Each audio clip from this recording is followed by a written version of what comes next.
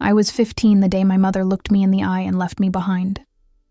Not in some dark alley or forgotten street corner. She left me at an airport. Surrounded by people, lights, and noise, yet I had never felt more invisible. She pressed a few bills into my palm. Her nails painted a perfect shade of coral. "You'll be fine," she said, like she was talking about leaving a package, not her daughter. Then she turned around, heels clicking against the marble floor, and walked straight toward the gate. At first, I thought it was a joke. She'd turn back. She had to, but she didn't. She just kept walking. I remember staring at her back as the crowd swallowed her. That casual shrug she gave before disappearing would burn itself into my memory, the kind of shrug that says, "You were never really part of the plan." My voice cracked as I called out, "Mom?" Nothing. Just the sound of boarding announcements echoing over my panic. My hands were shaking. I looked down, $200. That's all she left me with. No ticket, no plan, no home key. I tried to tell myself there was a mistake. Maybe she forgot something. Maybe Richard, her new husband, told her to do this for some twisted reason. Maybe she'd come running back any second. But as I watched her group move through security, her arm tucked neatly under his, her stepchildren laughing about window seats, I realized something sickening. She wasn't coming back, and that's where everything changed. That moment at Gate 24 wasn't just the day my mother left me. It was the day I stopped believing in her version of love. That's also where my real story began, the one she never thought I'd live to tell. Because 3 hours later, the phone I thought would save me rang, and the voice on the other end wasn't hers. I don't know how long I sat there after she left. Minutes, hours? The airport buzzed around me, families hugging, couples arguing over luggage, kids chasing each other near the gates. But I just sat on that cold plastic bench, staring at the boarding screen. Her flight number blinked, departed. That word hit harder than I expected. Departed. Like she hadn't just boarded a plane, but left my life altogether. My phone sat in my lap, screen lighting up every few seconds with airline ads and random notifications, but never her name. I kept checking anyway. Part of me still believed this was some kind of sick test, a way to prove I could handle being independent. That was her favorite word lately. But as the hours crawled by, the truth started to sink in. She wasn't coming back for me. The smell of coffee and jet fuel made me nauseous. I tried to look normal, pretending to scroll through my phone like I was waiting for someone, but my hands wouldn't stop shaking. My reflection in the glass wall looked empty. Pale face, puffy eyes, a kid who was trying way too hard not to fall apart in public. Around 8 p.m., a security guard came over, his expression careful. "Hey, you okay there? You've been here a while." I forced a smile that felt like my skin might crack. "Yeah, my ride's just late." He nodded but didn't look convinced. "All right. Just stay safe, kid." When he walked away, I felt a new kind of humiliation, like I was a problem no one wanted to deal with. I pulled out my phone and scrolled through my contacts, trying to think of anyone who might help. My friends? We hadn't talked much since I'd moved into Richard's mansion. My mom's friends? They'd all drifted away when she started pretending to be someone new. That's when I saw his name. Dad. I hadn't called him in years. My mother made sure of that. Every time I'd asked about him, she'd say things like, "He's too busy for us," or, "He's not the kind of man you can count on." But right then, none of that mattered. I just needed someone, anyone who wouldn't walk away. I stared at his number so long the screen went dark. My thumb hovered over the call button, trembling. What if he didn't pick up? What if she was right and he didn't care? But then I thought about that empty gate, the sound of her heels fading away, the way she didn't even look back. And I pressed call 1 ring, 2 rings, 3, hello? The sound of his voice, steady, deep, familiar, hit me like a wave. I froze, my throat locking up. "Dad?" There was silence on the other end. Then his voice cracked just slightly. "Blanche, sweetheart, is that really you?" And just like that, all the walls I'd built around myself crumbled. "Dad, I need help," I whispered. He didn't hesitate. "Tell me where you are." When I said the words airport and alone, His calm tone turned to steel. "Stay right where you are. I'm coming to get you myself." I didn't even know what to say. For the first time that day, someone sounded like they actually cared. 3 hours later, I'd find out that the man my mother said had forgotten me never stopped looking. Those 3 hours waiting for him were the longest of my life. Every few minutes, I checked the time like it would somehow make him arrive faster. My stomach twisted between hope and fear. Hope that he'd actually come, and fear that I'd be disappointed again. The airline staff had taken me to a quiet area near the customer service desk after my dad called them. They were kind, offering me a sandwich and juice, and even letting me charge my dying phone behind the counter. One woman, maybe in her 40s, kept checking in on me. "Your dad sounded determined," she said softly. "You're gonna be okay, sweetheart." I wanted to believe her. By the time the announcement came, "Will passenger Blanche Williams please come to the information desk?" My heart nearly stopped. A flight attendant guided me down a hallway I hadn't noticed before. It led to a quieter terminal, one separated from the chaos of the main airport, and that's when I saw it. A sleek private jet waiting on the tarmac. A man was walking down the stairs, tall, sharp suit, salt and pepper hair. For a second I didn't recognize him. Then he looked up, and those eyes, the same gentle ones from my earliest memories, met mine. "Blanche," he said, voice cracking halfway through my name. For a moment, I just stood there, frozen. The last time I'd seen him, I was 8 years old, crying in the backseat of Mom's car as he waved goodbye through the window. He looked older now, but somehow still the same. The same warmth, the same heartbreak behind his smile. I took one step forward, then another, and before I knew it, I was running. He caught me halfway, pulling me into his arms. For the first time in years, I let myself cry like a kid again. "I'm sorry," he whispered against my hair. "I should have fought harder. I should have never let her take you away." "She said you didn't want me anymore," I sobbed. He pulled back, looking straight into my eyes. That was never true. Not for one single day. We stood there under the fluorescent lights, a father and daughter finding each other in the most unexpected place on Earth. And somehow that crowded airport felt like the only quiet place in the world. When he finally spoke again, his voice steadied. "Let's go home, Blanche." Inside the jet, everything felt unreal. Soft seats, warm lighting, and a kindness in the air I hadn't felt in years. He sat across from me, hands clasped tightly, like he was afraid I'd disappear. "I tried everything," he said quietly. "Letters, phone calls, even the courts. Every time I reached out, your mother blocked me. She didn't want you to know I was still there." I blinked back tears, shaking my head. "She told me you stopped caring, that you didn't send money, that you had a new family." He let out a heavy breath, reaching into his briefcase. "I sent money every month. Gifts, letters. I even hired investigators when she moved without telling me." He handed me a folder full of receipts and old envelopes. Proof. It felt like someone had punched the air out of my chest. All those birthdays when she said he'd forgotten. All those Christmas mornings when she called him a deadbeat. Every lie, laid bare. "She lied about everything," I whispered. He leaned forward, eyes soft but fierce. "She might have stolen the years, Blanche. But she didn't win, because I found you." And for the first time in my life, I finally felt found. But I had no idea that finding my father was only the beginning, because the truth about what my mother had done was far worse than I imagined. By the time the jet landed, the sky outside had turned that deep navy blue that sits between night and dawn. I pressed my face to the window as the city lights shimmered below us like constellations. Seattle. The place my dad had built a new life in.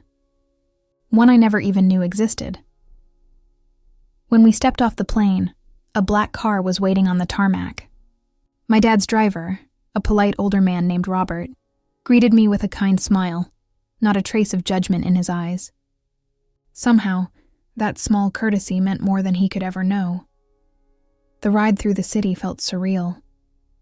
My reflection in the car window stared back at me, this half-broken girl who'd been left at an airport just hours ago, and I couldn't decide if she still looked like someone's daughter Then, as we turned off the main road, the world opened up. The car climbed a long, winding driveway surrounded by trees until the house came into view. It didn't look like a house. It looked like something out of a dream. Glass walls reflected the moonlight, and you could hear the waves crashing against the cliffs below. "Home, sweet home," my dad said softly, watching my reaction. "It's not as big as it looks." I couldn't even speak. My throat tightened as I stepped out of the car. Every inch of the place felt intentional.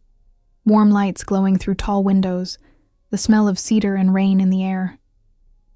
Inside, a woman greeted us. "Welcome, Blanche," she said warmly. "I'm Linda.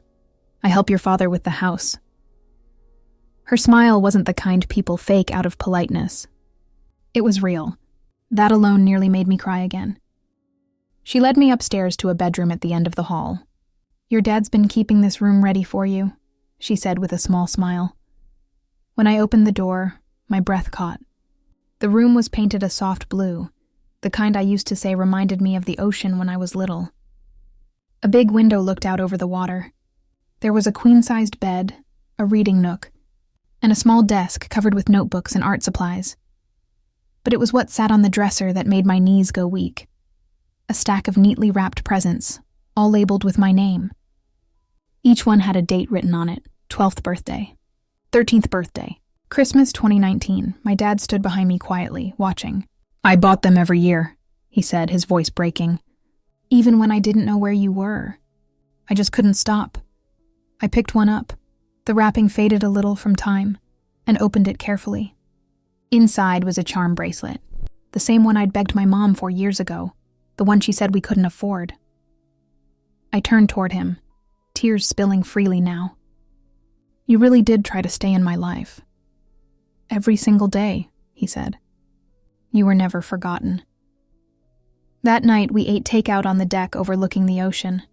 The air was cool, the sky endless. My dad didn't ask for details about what my mother did. He didn't push. He just let me talk when I was ready. And when I wasn't, he sat in silence beside me, as if saying, "I'm here. You don't have to earn this anymore." When I finally went to bed, I couldn't stop staring at the ceiling. For years, I'd dreamed about what it would feel like to be wanted. That night, in a quiet blue room filled with unopened gifts and second chances, I finally knew. But the next morning, I'd wake up to a truth that would turn my relief into rage. Because my mother hadn't just abandoned me. She'd stolen years of my life. I woke up to sunlight spilling through the windows, warm and golden, and for a few seconds, I forgot where I was. Then I remembered. The flight, the jet, my dad, everything. When I came downstairs, he was in the kitchen wearing an apron that clearly didn't belong to him, flipping pancakes that looked questionable at best. He turned and grinned when he saw me. "Morning, kiddo. You like your pancakes with chocolate chips, right?" The words hit me harder than I expected. "You remember that?" "Of course I do," he said with a small laugh. "You used to eat the smiley face ones first." It was such a simple thing, but for me, it meant everything. For once, I didn't have to guess what kind of version of myself would make someone love me. We ate together at the kitchen island, the silence comfortable in a way I hadn't felt in years. After breakfast, he said he wanted to show me something. We went into his home office, a wide, sunlit space filled with books, awards, and framed photos of people who, until yesterday, I didn't even know existed. On his desk was a thick folder labeled with my name. "Before you look," he said quietly, "I want you to know this isn't about hurting you. It's about telling you the truth." Inside were copies of checks, court documents, and letters, all addressed to my mother. Dates going back nearly 7 years. Each one was proof that he'd been sending money, trying to call, filing for visitation. Every single attempt, blocked. "She told me you stopped paying," I whispered, scanning the papers. "She said you could barely support yourself." He shook his head. "I was struggling for a while, yeah, but I never stopped sending what I could. And when the company took off, I sent more, every month." I turned the pages faster now, anger rising in my chest. There were emails she'd ignored, legal letters she'd never mentioned, even a notice from the court requesting contact updates. She had signed my name on it, pretending I didn't want to respond. She hid all of this from me, I said, my voice trembling. She made me believe you didn't care.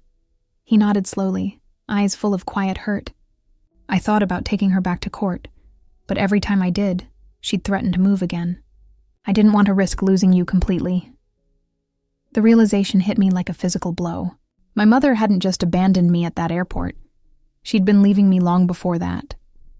Piece by piece, year by year, I stared down at the papers, the truth staring back harder. Every sacrifice, every tear, every night I'd cried thinking I wasn't worth staying for. It was all built on her lies. I felt something inside me shift that day. A mix of grief and rage and freedom all tangled together. My dad reached across the desk and placed his hand over mine. "You don't owe her your silence anymore, Blanche," he said softly. "Not after what she did." I nodded slowly. "Then I want to know everything. No more secrets." And I meant it, because within days, I'd uncover something buried deep in my mother's house that would prove just how far she'd gone to erase him from my life. A week later, my dad sat me down at the dining table, a stack of legal documents in front of him. "Blanche," he said gently, "Judith, my lawyer, thinks it's time we retrieve your things from your mother's house. We'll do it legally and quietly. She's still out of the country." I froze. The idea of walking back into that house made my stomach twist. But deep down, I knew I had to. There were parts of my life still sitting there. Books, photos, maybe even the last pieces of the girl I used to be. "I want to go," I said finally. "I need to see it for myself." 3 days later, we flew back. The drive to that neighborhood felt like stepping through a portal into a life I didn't recognize anymore. The pristine lawns, the perfect hedges, the same white mansion where I'd always felt like an unwanted guest. When we arrived, my hands shook as I used my old key. The door creaked open, revealing silence. No voices, no laughter. Just the faint smell of my mother's perfume lingering in the air. Walking through the hallway, I noticed something I'd never really seen before. Almost every photo on the walls was of Richard, his kids, and my mother. Her smile in those pictures looked effortless, glowing, but I wasn't in a single one. Not one. My dad stood behind me, quiet, his presence grounding. "Where's your room?" "End of the hall," I murmured. It was smaller than I remembered. Plain, tidy, stripped of warmth. The others' rooms had huge windows and new furniture. Mine had a twin bed and old posters curling at the corners. My dad looked around, his face tightening. "This was your room?" he asked, almost in disbelief. "Yeah," I whispered. "It's fine." He shook his head. "No, sweetheart. It's not." We started packing my things. Clothes, books, the few keepsakes that still felt like mine. I was determined not to take anything that came from her or Richard. Just what belonged to me. Then, while clearing my closet, I noticed something wedged behind a box of old shoes. A small bundle of envelopes wrapped in a rubber band. My heart dropped when I saw the handwriting. My father's handwriting. I sat down on the floor, my hands trembling as I opened the first one. A birthday card. "Happy 13th, my brave girl. I miss you every day." Inside was a small gift card that had never been used.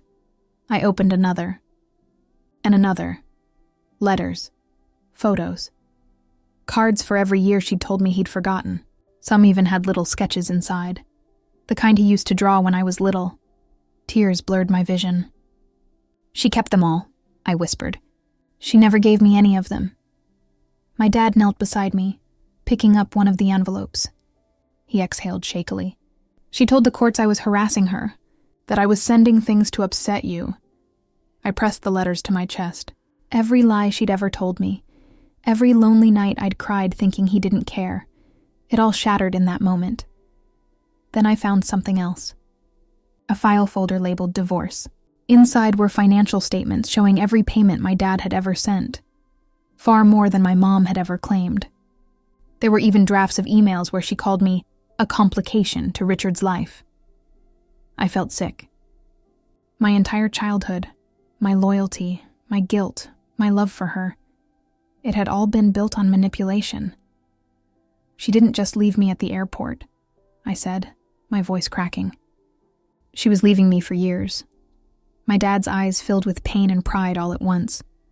"And yet you're still here," he said softly. "That means she didn't win." I packed the letters carefully into my bag, my hands steady now. That house no longer felt like mine, and for the first time I didn't want it to. But before I left, I wrote her a letter of my own, and when she found it, everything exploded. The house was nearly empty by the time the movers finished loading my boxes. Every echo of their footsteps felt like another goodbye, one I'd been waiting years to say. But there was one last thing I needed to do before leaving. I sat down at my old desk, scratched, small and covered in the faint outline of where I used to do homework, and pulled out a sheet of paper. For the first time in my life, I wasn't writing to please my mother. I was writing to free myself from her. I started with 3 words I'd never said to her before. "Dear Mom." The pen trembled in my hand. I didn't write like a daughter begging for understanding. I wrote like someone reclaiming her truth. "You didn't just leave me at an airport. You left me long before that. Every time you made me feel like I was in the way. Every time you told me my dad didn't care.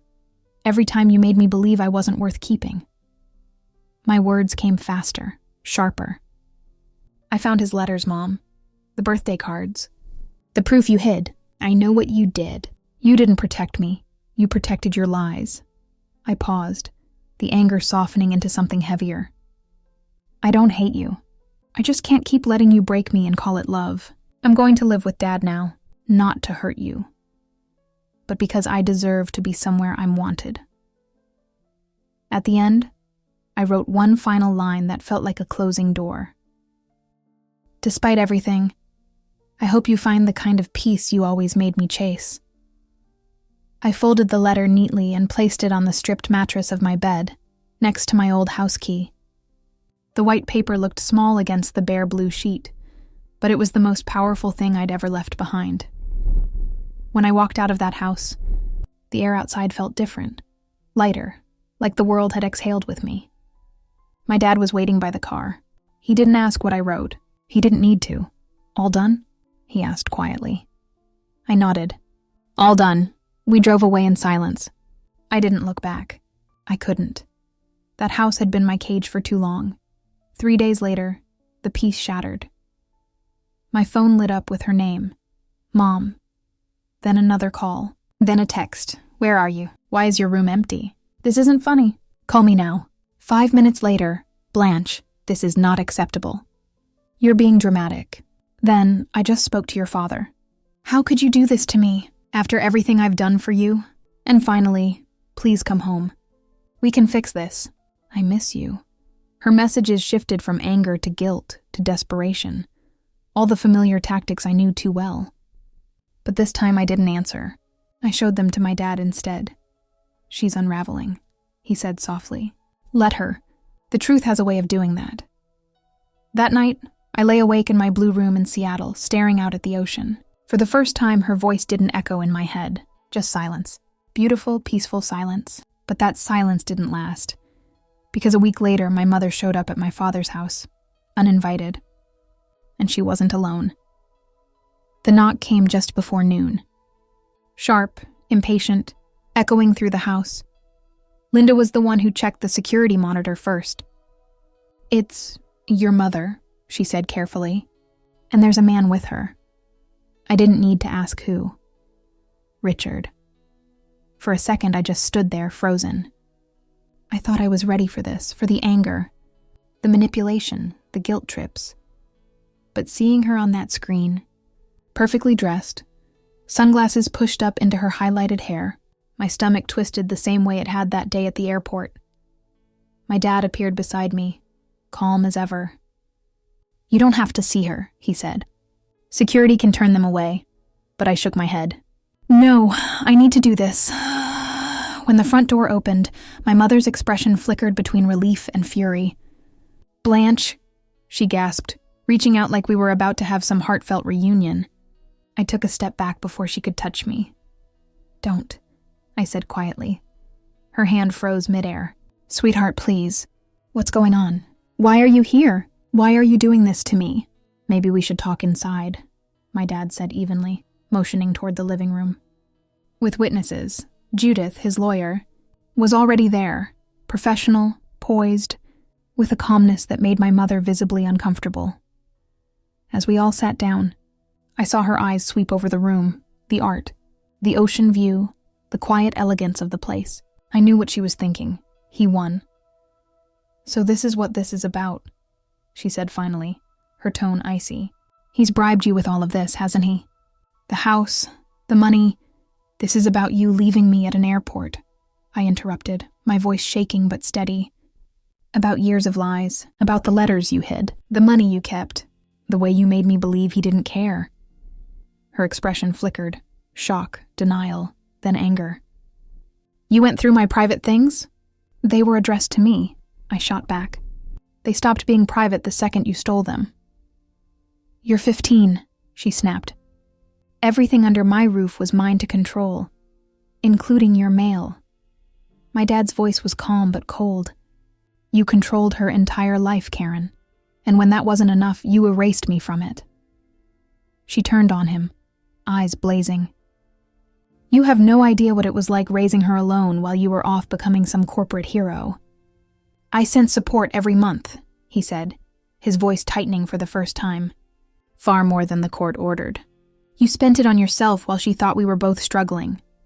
"That's a lie," she shouted. "I sacrificed everything for her."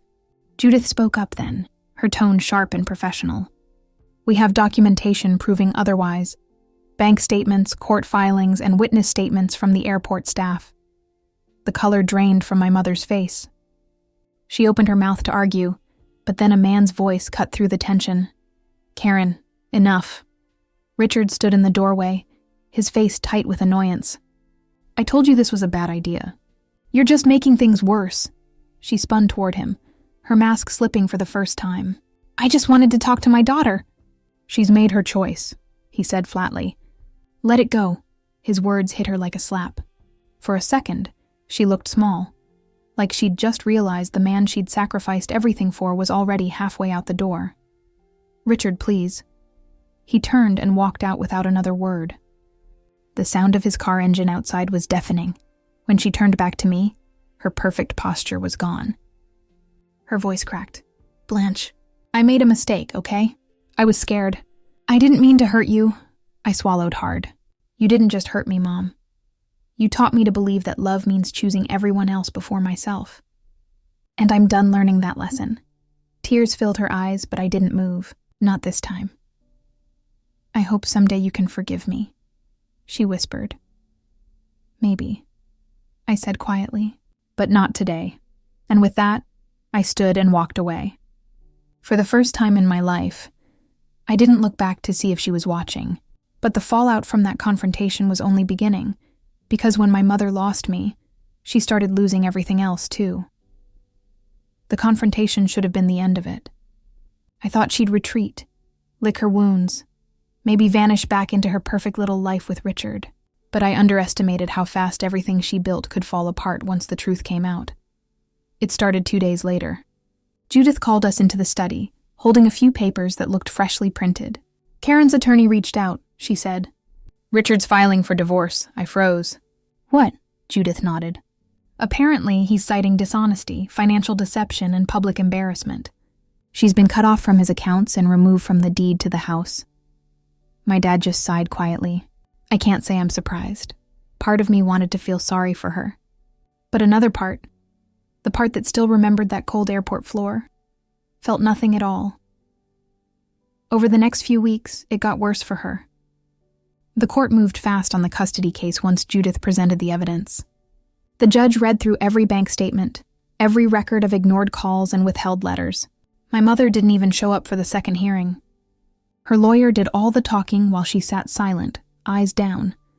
By the time it was over, my dad had full custody. My mom got visitation rights, but only after mandatory therapy sessions and supervision at the start. After the ruling, she came up to me in the courthouse hallway, looking smaller than I'd ever seen her. Her voice was quiet, almost fragile. "Blanche, please. This isn't how I wanted things to go." I looked at her for a long time, searching for the woman I used to love. I couldn't find her. "This is exactly how it needed to go," I said finally. She nodded, tears spilling over, but I didn't stay to watch her cry. That night, my dad and I sat on the back deck of his house, the ocean stretching endlessly below. Neither of us spoke for a while. The air smelled like rain and salt, clean and heavy with peace. "You know," he said finally, "sometimes losing everything is the only way people realize what they had." I turned to him. "Do you think she'll ever change?" He smiled sadly. "I think she'll have to face herself. Whether she changes, that's up to her." I leaned my head on his shoulder, something I hadn't done since I was a kid. "I don't want to hate her anymore," I whispered. "Then don't," he said simply. "Just live better than the pain she gave you. That's the only revenge worth having." And I decided right there. That was exactly what I'd do. The next few months were quiet, almost unfamiliar in their calm. I started therapy.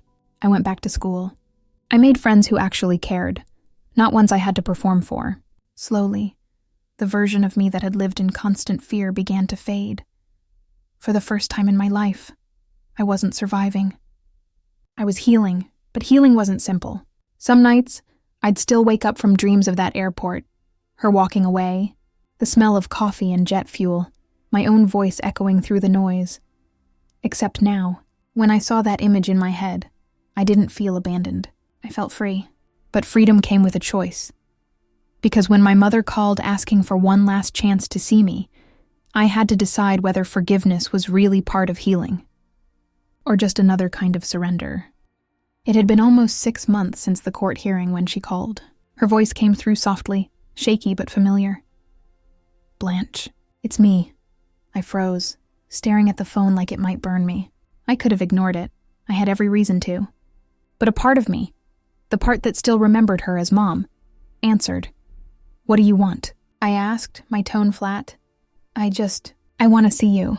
Just once," she said, her words careful, rehearsed. Not to argue. Not to justify, just to talk. My stomach tightened. I'd spent months rebuilding myself. Therapy, school, a new sense of peace. And hearing her voice felt like reopening a wound I'd finally let scar. "I don't know if that's a good idea," I said. "I understand," she whispered. "But please, Blanche, I need to say something in person. Then I'll leave you alone, I promise," I told my dad. He didn't push either way. He just said, "If you go, make sure it's your choice, not your guilt's." So, a few days later, I met her. We chose a small cafe near the water, neutral ground. When I arrived, she was already there, sitting by the window. Her hair looked different. No more perfect highlights, no designer clothes. Just a plain cardigan and tired eyes. When she saw me, she smiled nervously. "You look so grown up." I sat across from her but didn't respond. "I wasn't there for small talk," she sighed. "I know you don't owe me this.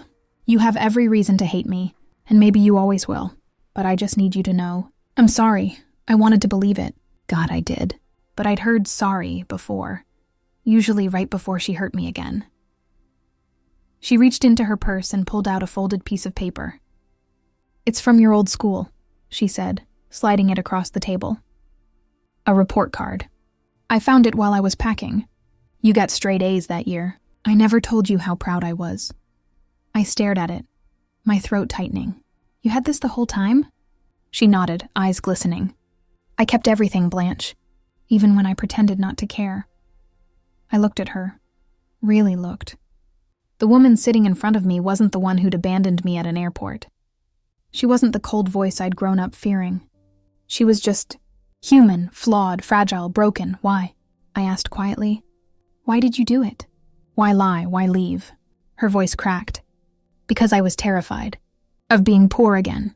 Of losing everything. Richard promised stability, and I let that blind me. I told myself it was just temporary. That you'd understand one day.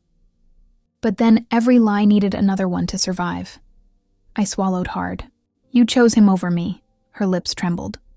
"I chose the life I thought I needed, and I lost the only person who ever really loved me for who I was." For the first time in years, she looked smaller than me, not because I'd grown taller, but because she'd finally stopped pretending to be larger than her mistakes. "I can't just forget," I said. I don't expect you to, she whispered. I just needed you to hear me say that you deserved better. Silence hung between us. Then I said something I never thought I would. I forgive you. Her eyes widened, tears spilling down. You do? I nodded, but not for you, for me. Because carrying all that hate feels like still being stuck at gate 24. And I'm done waiting for someone who already left. She covered her mouth, sobbing quietly. I didn't reach out this time. I didn't need to. When I stood to leave, she looked up at me like she wanted to say something else. But she didn't. She just whispered, "Thank you." Outside, the air smelled like salt and rain again. I took a deep breath, feeling something I hadn't in years, lightness. But that day, as I watched the waves crash against the pier, I realized forgiveness wasn't the end of my story. It was just the start of the life I was finally free to build. After that meeting, something inside me shifted. Not dramatically, not like the movies where one tearful apology fixes everything. No, it was quieter than that, more like a deep breath after years of holding it in. I didn't suddenly feel close to her again. I didn't rush to rebuild what she broke.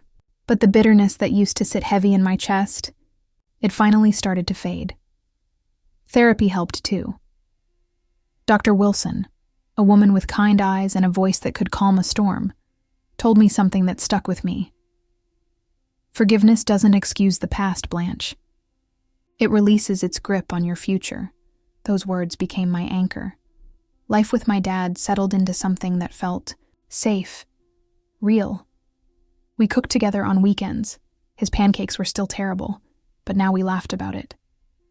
He taught me how to drive, how to negotiate my first job interview, and how to know my worth without needing anyone's permission. He never once tried to replace the years we'd lost. Instead, he built new ones with me, one honest, ordinary moment at a time. At school, things changed too. I stopped hiding who I was. I joined the debate team. I made real friends, people who liked me for more than what I could offer. For the first time in years, I wasn't pretending to belong. I actually did. One afternoon, my friend Haley asked me, "You ever think about writing your story? You've been through hell, Blanche. Someone might need to hear it." At first, I laughed. But later that night, I opened my laptop and started typing, just pieces of it. The airport, the lies, the letter, and before I knew it, I couldn't stop. It wasn't for revenge. It wasn't to embarrass her. It was for me. For the girl who sat crying at gate 24, thinking she was unlovable. For the kid who thought being forgotten was her fault. The more I wrote, the more I healed. By the time I graduated high school, I knew what I wanted to do. I wanted to study psychology, to understand why people break and how they heal. To help other kids who'd been left behind like me realize they weren't defined by their parents' failures. 3 years later, I was sitting in a college lecture hall on the East Coast, taking notes on trauma recovery, when my phone buzzed with a message from my dad. "Proud of you, kiddo. You've already turned your pain into purpose. That strength most people never find." I smiled so hard I almost cried right there in class. Healing didn't mean forgetting. It meant learning to live without the constant ache, to look back without losing myself in it. Because I finally understood something simple and powerful. The girl my mother abandoned at the airport wasn't weak. She was becoming someone stronger than anyone expected, especially her. But I didn't realize until years later, on a day that should have been just another milestone, that the story of my mother and me still had one last chapter waiting to be written. It was a few years after graduation. I was 25, working as a counselor at a small nonprofit that helped children of divorce, kids who were still trying to make sense of the kind of pain I once lived through. Life was good, not perfect, but steady. My dad and I talked almost every day. He still called me kiddo, even though I now had an office, a title, and my own apartment overlooking the city skyline. One rainy afternoon, I came home to find a plain envelope in my mailbox. No return address, just my name in neat, familiar handwriting. I froze. I knew that handwriting. I stood there in the hallway for a long time before I finally opened it. Inside was a short letter written on lined paper. No perfume, no dramatics, just words. Blanche, I don't expect you to read this, let alone forgive me again. I just wanted you to know that I'm trying. I've been in therapy for almost 2 years now. For the first time, I'm starting to see how much damage I caused, how much I lost. You were right. I chose security over love, and I lost both. I've moved out of that house. I live in a small apartment now. I cook for myself badly, but I'm learning. Sometimes I walk by airports just to remind myself what I did that day, so I'll never forget what real loss looks like. You don't owe me a relationship, but I needed you to know I'm proud of the woman you became. You turned everything I destroyed into something beautiful. Mom, there was a second page, folded neatly behind it. It was a photograph. Me, about 7 years old, sitting on her shoulders at a park. She'd written one line across the bottom in fading ink. Once upon a time, I did love you right. I sat on the floor, the letter trembling in my hands. For years, I'd imagined what closure might look like. I thought it would be some dramatic confrontation or a perfect apology, but it wasn't. It was this. Quiet, imperfect honesty. I didn't cry. Not this time. I just smiled. Sad, grateful, peaceful. I picked up a pen and wrote a single line on the back of her letter before putting it away in my drawer. Thank you for trying. That night, I called my dad. You'll never guess what I got in the mail, I said. He listened silently as I read her words. When I finished, he just said, people change when they finally have to face themselves. I'm proud of you for letting her in, even if just this much. And for the first time, I realized that forgiving her wasn't about fixing the past. It was about finally being free from it. But the real ending to my story came 3 years later, on a day that would have broken the old me, and showed the new me just how far I'd come. 3 years later, I got the call no one ever truly prepares for. It was a Thursday morning. I was in my office, halfway through a session with a teenage girl who reminded me too much of my younger self. Quiet, angry, pretending not to care. When my phone started buzzing over and over again. When I finally checked it after the session ended, there were 3 missed calls from an unfamiliar number and 1 short voicemail. This is Dr. Ellis from St. Mary's Hospital. I'm calling regarding your mother, Karen. Please call us back as soon as possible. My heart stopped.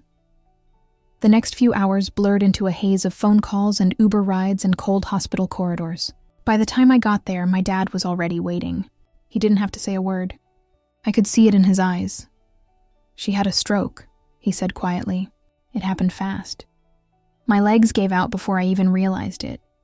And he caught me, steady and warm, like always. When I finally saw her, she looked nothing like the woman I'd spent years hating, or even the one who'd written me that letter. She looked peaceful, fragile, human. There was a faint smile on her face, like she was dreaming of something kinder than the world she'd left behind. The nurse handed me a small box. She asked for this to be given to you, she said softly. Inside was a bracelet, the charm bracelet my dad had bought for me years ago, the one I'd found in that blue room when I first came home. Except now, there was one new charm attached, a tiny silver heart with the word sorry engraved on it.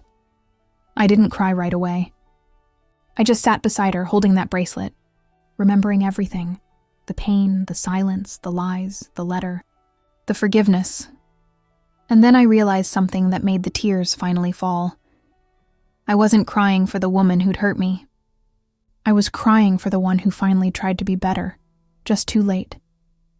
After the funeral, I went back to my office and hung that bracelet beside my desk. Not as a reminder of what I lost, but of what I learned.